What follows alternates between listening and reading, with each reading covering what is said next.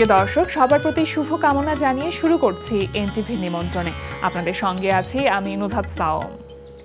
দর্শক, এনটিভির নিমন্ত্রণে অনুষ্ঠানটি শুক্রবার ছাড়া সপ্তাহে প্রতিদিন সকাল ৯টা ৩০ এনটিভির পর্দায় দেখতে পাবেন।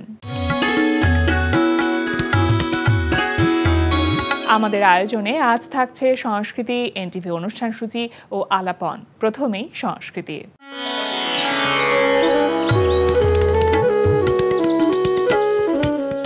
ধানমন্ডি আলিয়াস ফ্রসেসের লা গ্যালারিতে অনুষ্ঠিত হচ্ছে আলোকচিত্রী আবির আবদুল্লার একক আলোকচিত্র প্রদর্শনী ট্রাভেলিং রেইন। প্রদর্শনী চলবে ২৩ আগস্ট পর্যন্ত।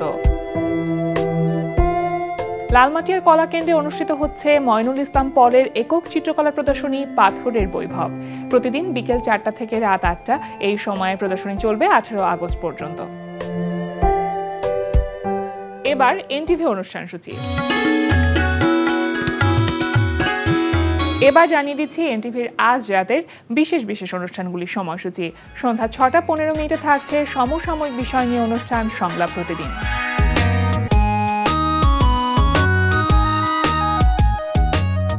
রাত ৮টা ২০ থাকছে গোলাম মুক্তাদিরের পরিচালনায় ধারাবাহিক নাটক কাজিনস।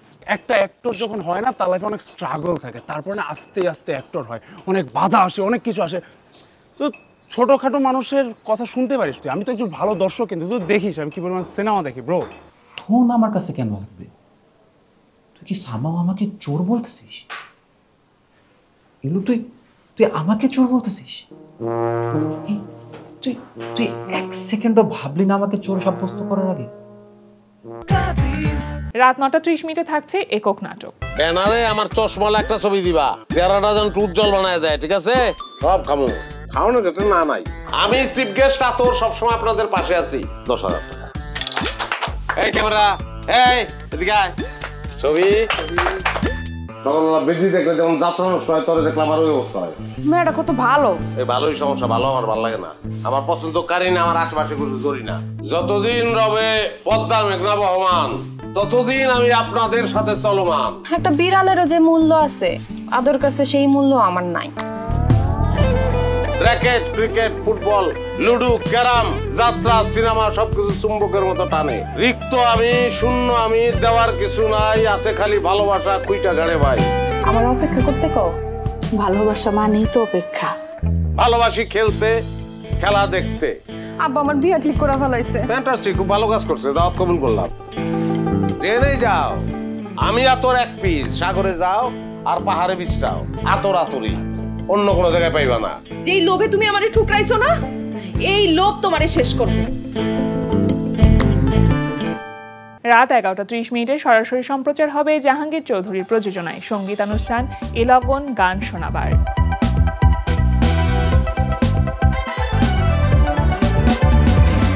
এই ছিল এনটিভির আজ রাতের বিশেষ বিশেষ অনুষ্ঠানগুলির সময়সূচি। দেখছেন এনটিভির নিমন্ত্রণে। এবার আলাপন। প্রিয় দর্শক, আমাদের আলাপনের আজকের অতিথি হাসো সিজন 7-এর সেকেন্ড রানার আপ মেহেদি তরু।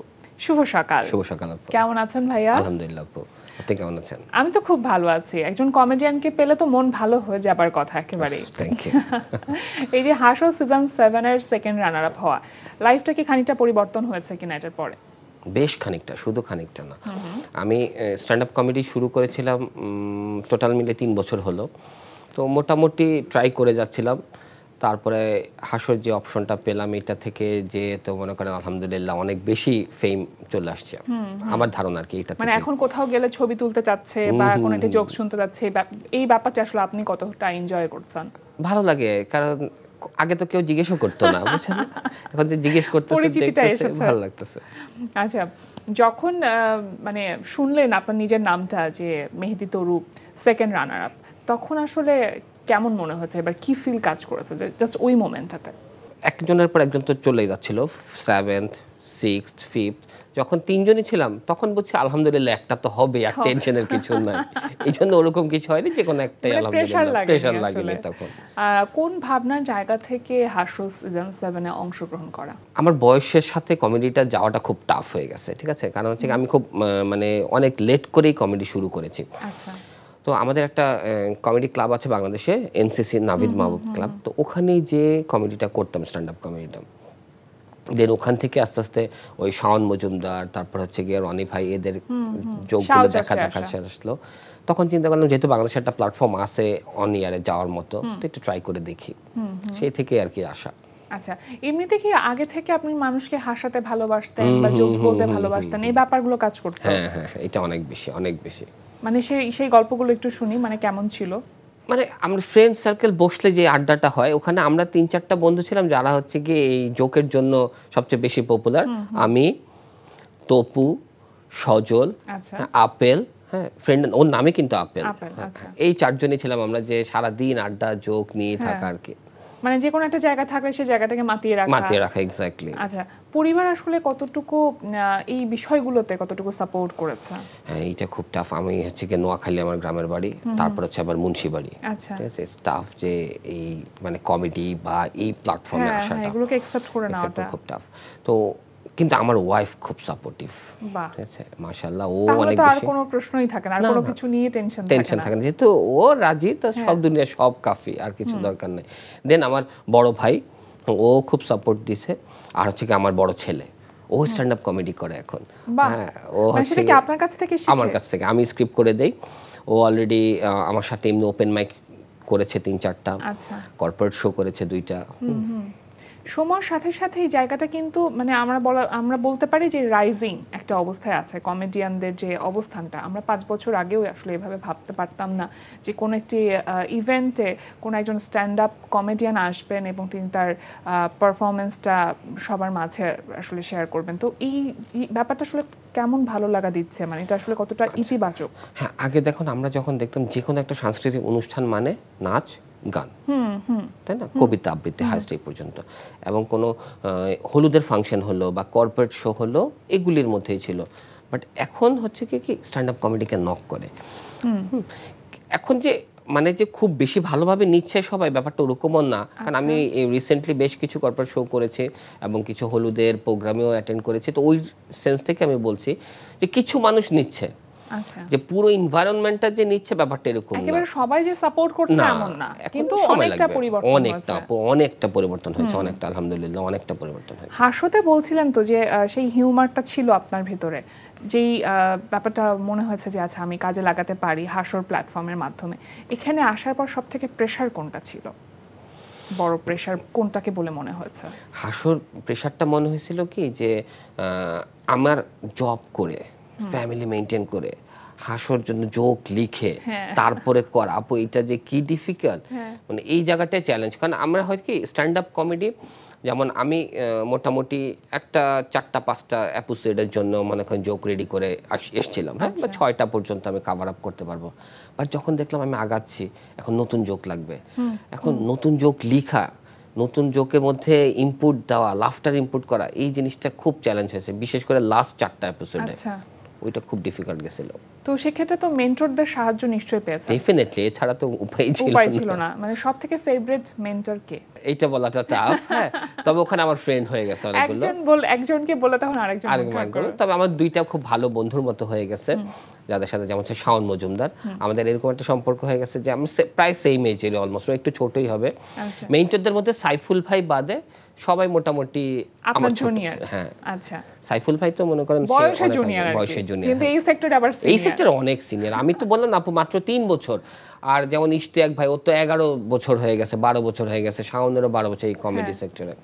তো ইশতিয়াক ভাইয়ের সাথে, তারপর হচ্ছে গিয়ে শাওনের সাথে, তারপরে তারেকের সাথে, মিরুর সাথে, সবার সাথে আর কি একটা ফ্রেন্ডলি রিলেশন হয়ে গেছে, একটা কানেকশন বা বন্ডিং হয়ে গেছে। এখনো আমরা যে শো করছি, এখন 7 এর জার্নিতে শুরু থেকে শেষ পর্যন্ত নিশ্চয়ই একটা প্রসেসের ভেতর দিয়ে আপনাদেরকে যেতে হয়েছে। এখান থেকে বের হবার পর কি মনে হচ্ছে যে কি কি ল্যাকিংস ছিল যেগুলো হাসো প্ল্যাটফর্মটা দিতে পেরেছে? জোক ক্রিয়েট করার একটা টেন্ডেন্সি দিয়ে এসছে। মনে করেন আমরা তো ধরেন একটা শো করলাম, এরপর দেখা যায় ফ্যামিলি প্রেশার বা অফিস প্রেশার, কিছুদিন করলাম না শো, হ্যাঁ, স্কিপ করে গেলাম। বাট হাসো এই জিনিসটা শিখিয়েছে যে যেহেতু এই প্ল্যাটফর্মে তুমি নেমেছো, হ্যাঁ, এটা কন্টিনিউ করতে হবে, আর কি করে জোক লিখতে হবে, নতুন কিছু ক্রিয়েট করতে হবে, এইটা আসলে হাসোর কাছ থেকে শেখা। আমি একটু আপনার ফ্যামিলি সম্পর্কে জানতে চাইবো, যেহেতু বলছিলেন যে ফ্যামিলি সাপোর্টটা অনেক আছে, ফ্যামিলিতে কে কে আছে?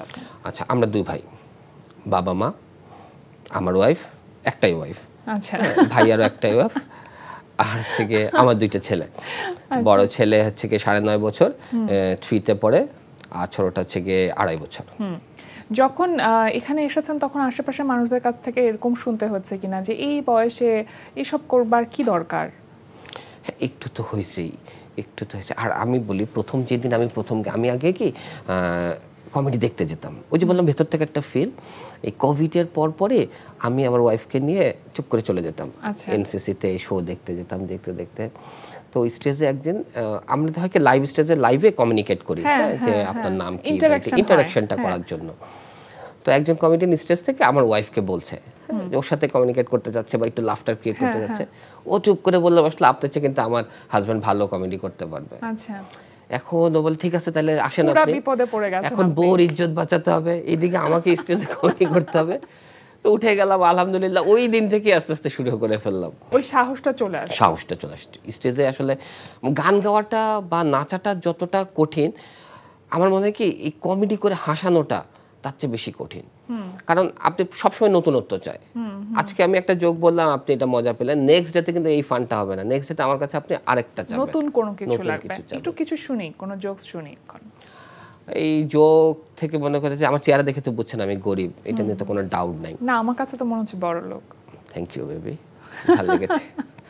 এই যে দেখ মাশাআল্লাহ কি সুন্দর মেয়ে মানুষ, বা এই যে আপনি কিউট, এরকম মেয়ে মানুষ আমাদের পুরো অত্র এলাকায় ছিল না। এখন যত সুন্দর মেয়ে মানে, হ্যাঁ আমাদের সময় ছিল অল্প কয়েকজন মেয়ে, হাসি খুশি টুসি পুষি শেষ, আর কোনো মেয়ে ছিল না। আর মেয়েরা তো আমাদেরকে একদমই পছন্দই করতো না। তো আমাদের ওই সময় সবসময় কি হতো, টিভিতে আমরা ওই যে জয়া আহসানের কথা তো সবাই জানে আমরা। তো একদিন দেখি যে আমার বাবা বিচিত্রাতে, বই বিচিত্রা ছিল আগে, হ্যাঁ উনি হা করে তাকায় দেখতেছে। তো আমি তখন ছোট, তো আমি জিজ্ঞেস করলাম বাবা এটা কে? বলিস না রে, মানে বাবার নিঃশ্বাস আসতে যাচ্ছে, বলতেছে এটা পরি। আচ্ছা, আমি তো ছোট মানুষ ভাবছি আচ্ছা এইটাই বোধহয় পরি। সেটা তো আপনি জানেন কিনা যে ডিসেম্বর মাসে যখন স্কুল বন্ধ হয়ে যায়, তখন যে একটা ঘোরার একটা প্রবণতা চলে আসে। এখনকার ছেলেপেলেরা তো মনে করেন মা বাবা কোথায় নিয়ে যায়, মানালি, ইন্ডিয়া, ব্যাংকক। তা আমার বাবা আমাকে প্রতি বছরই নিয়ে যেত নোয়াখালীতে, গ্রামের বাড়িতে। ডিসেম্বরে নোয়াখালীতে পড়ে থাকতাম। তো ওখানে তো এন্টারটেনের কিছুই নাই। হ্যাঁ, হঠাৎ করে দেখলাম একদিন একটা জায়গায় অনেক ভিড়, একটা ছেলে চিল্লাচিল্লি করতেছে, হ্যাঁ আমি বিয়ে করব, পাগল হয়ে গেছে। তো সবাই মনে করতেছে যে ওকে মনে হয় জিনে ধরছে। তো হুজুর নিয়ে আসছে ওকে, হুজুর দেখে বলতেছে না ওকে তো পরি ধরছে। আমি খুঁজতেছি জয়া আহসান নোয়াখালীতে চলে আসছে। আচ্ছা, এই যে হাসতে 3জন জাজেস ছিলেন, তো 3জন জাজেসদের মধ্যে কার কমেন্টস বা কমপ্লিমেন্ট সবথেকে বেশি ভালো লাগা দিত? এইটা আরেকটা কঠিন প্রশ্ন করে ফেলেছেন। কেউ উত্তরটা কিন্তু সহজ, প্রশ্নটা কঠিন হলে উত্তরটা সহজ। 3জনেরই ভালো ছিল এবং 3জনের সাথে 3জনই খুব সাপোর্টিভ ছিল, বিশেষ করে আমার জন্য বলেন। হ্যাঁ, কারণ ওই পুরো সেক্টরের মধ্যে আমি একটা বয়স্ক বৃদ্ধ। আচ্ছা, হ্যাঁ, তো সবাই খুব সাপোর্ট দিচ্ছে। তুষার ভাই বলেন, ফারিয়া আপু বলেন, আমিন ভাই বলেন, ইভেন হাসর পরও এখনো আমার ওদের সাথে কমিউনিকেশন আছে আলহামদুলিল্লাহ, চেষ্টা করি। অনেকগুলো রাউন্ড তো ছিল, তো প্রত্যেকটা রাউন্ডে উতরে যাবার একটা আনন্দ ছিল, আবার ভয়ও কাজ করেছে। সব থেকে চ্যালেঞ্জিং রাউন্ড কোনটা বলে আপনার কাছে মনে হয়েছিল? আপু আমি আসলে কি ওইভাবে নিতে পারিনি। কেন মানে কম্পিটিশন বলে আপনি আমার কাছে ফিল করেন কেন? আপনি ভেবেছেন যে সময় গেছে, আমি আরো অনেক কিছু শিখেছি এরকম? এক্স্যাক্টলি। আর হচ্ছে গিয়ে আমি যে ওই যে ছেলে মেয়েগুলো যারা ছিল, হ্যাঁ ওদের চাচার বয়সী আমি, ঠিক আছে, 2-1জন বাদে। তো আমার কাছে মনে হচ্ছে যে ওদের সাথে যে মিশা বা একটা আলাদা একটা কমিউনিটি পেয়েছি আমি, ক্যাম্প করে থাকা 2 মাস 2.5 মাস, এইটা আমি আফটার ম্যারিড লাইফ 2টা বাচ্চার পরে কোন ছেলে মানুষ যে 2.5 মাস একটা ক্যাম্প করতে পারছে, এইটা আমার কাছে মনে হয় আমি পৃথিবীর সবচেয়ে লাকি, সুখী মানুষ, সবচেয়ে লাকি। মানে আমি আমার লাইফ আর কোনোদিন চিন্তাও করতে পারবো না, হ্যাঁ, যে বউকে ছাড়া কোথাও যাব। হ্যাঁ, ওই জন্য না, মানে বাসা থেকে বেরোয় সিঁড়িতে থাকতে বউ ফোন দেয় কোথায় আপনি। তো সেই সেন্স থেকে অনেক রিল্যাক্স ছিলাম আর কি, মানে একদম পুরো ফুল ফ্রিডম ছিল, ফুল ফ্রিডম, রিল্যাক্স। মানে আপনার কাছে ব্যাপারটাকে কম্পিটিশন বলে মনে হয়? আমি খুব এনজয় করছি, মানে ওই টাইপটা জার্নিটা লাইফে নতুন করে কি যুক্ত করেছে শুধুমাত্র মানে ফেম ছাড়া? ফেম ছাড়া বলতে নাটক করেছি আমি আবার, প্রায় 2-3টা নাটক করেছি, আরো 2টা সামনে। তার মানে সুযোগ আসছে কাজের জন্য। ইভেন অ্যাড করেছিলাম, 3টাও অ্যাড অলরেডি করা হয়ে গেছে। তো এটাই তো অনেক কিছু, যে আমার এই চেহারায় যে টিভিতে দেখাচ্ছে বা আপনি আমার সাথে কথা বলছেন তাকিয়ে থেকে, এটাই তো আমার কাছে অনেক বড় ব্যাপার। অভিনয় করতে গিয়ে একটু চ্যালেঞ্জ বলে মনে হয়নি? একটু তো চ্যালেঞ্জ মনে হয়েছে, কারণ হচ্ছে গিয়ে ক্যামেরার তো কিছু টেকনিক্যাল কিছু ব্যাপার আছে, যে জিনিসটা আমি একদমই বুঝতাম না, এবং যে আমার ক্যামেরা যিনি ছিল উনি যথেষ্ট হেল্প করছে, আর যে ডিরেক্টর উনি তো অনেকখানি হেল্প করতে হয়েছে, কারণ হচ্ছে গিয়ে ধরেন যে ক্যামেরা ফেস বা মুভমেন্ট এই জিনিসগুলো না আমি আসলে ইউজ টু ছিলাম না। দেখা যাচ্ছে আমার মুখের ফেস দেখাবে, আমি ঘুরে দাঁড়াই এইদিকে বলতেছি, ডায়লগ বলতেছি, আবার ক্যামেরা বলছে এদিক তাকাও, ক্যামেরা তাকাচ্ছি, হঠাৎ করে আবার ফলস লুক দিয়ে দিচ্ছি, এই জিনিসগুলো বেশি প্রবলেম হয়েছিল। আচ্ছা, এখন কি অভিনয়টা কন্টিনিউ করে যাবার ইচ্ছাটা আছে? কারণ আপনি যেহেতু পাশাপাশি জব করছেন, আবার কমেডি মানে স্ট্যান্ড আপ কমেডি এই কমিউনিটিতেও আপনি আসলে অ্যাড হয়ে গেছেন, সুতরাং সেখানেও অনেক রেসপন্সিবিলিটি আপনার আছে। অভিনয়টা কি কন্টিনিউ করবার ইচ্ছা আছে কিনা? আচ্ছা, আমার ভাল লাগে, হ্যাঁ, মানে অভিনয়টা করতে ভাল লাগে, হ্যাঁ, এই জন্য যে যদি অপরচুনিটি থাকে আলহামদুলিল্লাহ করে যাব হয়তোবা। আচ্ছা, ফিউচার প্ল্যানিংটা কি? মানে যদি স্ট্যান্ড আপ কমেডির ক্ষেত্রেই বলি, কারণ এখন তো আসলে অনেক জায়গাতে অনেক রকমভাবে কাজ হচ্ছে, আপনার কি আলাদা করে নিজের ইউটিউব চ্যানেল বা এরকম কোনো কিছু নিজের পার্সোনাল কোনো প্ল্যাটফর্মে কাজ করবার ইচ্ছে আছে কিনা? অলরেডি আমার তো ফেসবুকে একটা পেজ আছে, ইউটিউবেও পেজ আছে, তো ওখানে আমি নিয়মিত মানে কন্টেন্ট দিয়ে যাচ্ছি, আলহামদুলিল্লাহ রেসপন্সও খুব ভালো হচ্ছে। আর চেষ্টা করছি হচ্ছে কি এই ইন্ডাস্ট্রিটা যেন একটু ডেভেলপ হয়, আমাদের যে স্ট্রাগল টাইমটা গেছে নেক্সট জেনারেশন যারা আসবে তার জন্য এই স্ট্রাগলটা না পায়, ইজিয়ার হয় তাদের জন্য, এবং মানুষ যেন নিতে পারে একদম লাইভ। এবং এই প্রোগ্রামের মাধ্যমে আমি জানাই অডিয়েন্সদেরকে, যে রিকোয়েস্ট করি যে অ্যাটলিস্ট লাইভ প্রোগ্রামগুলোতে আসেন, কমেডির লাইভ প্রোগ্রাম। সারা দিনের যে স্ট্রেচ থাকে, এই বাসায় বউয়ের প্রেশার, বাজারের প্রেশার, অফিসের প্রেশার, হ্যাঁ, এই সব প্রেশার থেকে রিল্যাক্স হয়ে যদি একটু হাসতে চান তাহলে যে কোনো লাইভ প্রোগ্রামগুলোতে আসেন। একদম, আর হাসি হচ্ছে সকল অসুখের মহা ঔষধ। এভাবে হাসিয়ে যান। অনেক অনেক শুভকামনা রইল ভাই আপনার জন্য। আজকে আমাদের আয়োজনে এসে সময় দিয়েছেন, এত কথা বললেন, অনেক না বলা কথা বলা হলো, শোনা হলো, সেজন্য আপনাকে অসংখ্য ধন্যবাদ। থ্যাংক ইউ সো মাচ আপু, থ্যাংক ইউ। প্রিয় দর্শক, আমরা চলে এসেছি অনুষ্ঠানের শেষ প্রান্তে। অনুষ্ঠান সম্পর্কে আপনার মতামত জানাতে মেল করুন ntvnimontrone@ntvbd.com। বিশ্বের যে কোনো প্রান্ত থেকে যে কোনো সময় এনটিভি নিমন্ত্রণে দেখতে ভিজিট করুন আমাদের পূর্ণাঙ্গ ওয়েব পোর্টাল www.ntvbd.com। এছাড়া এনটিভি সব জনপ্রিয় অনুষ্ঠান ও খবরের আপডেট পেতে ভিজিট করুন আমাদের ইউটিউব চ্যানেল ও ভেরিফাইড ফেসবুক পেজে। সবার মঙ্গল কামনায় আজকের মতো এখানেই শেষ করছি। সবাই ভালো থাকুন, সুস্থ থাকুন, সুন্দর হোক আপনার প্রতিটি মুহূর্ত।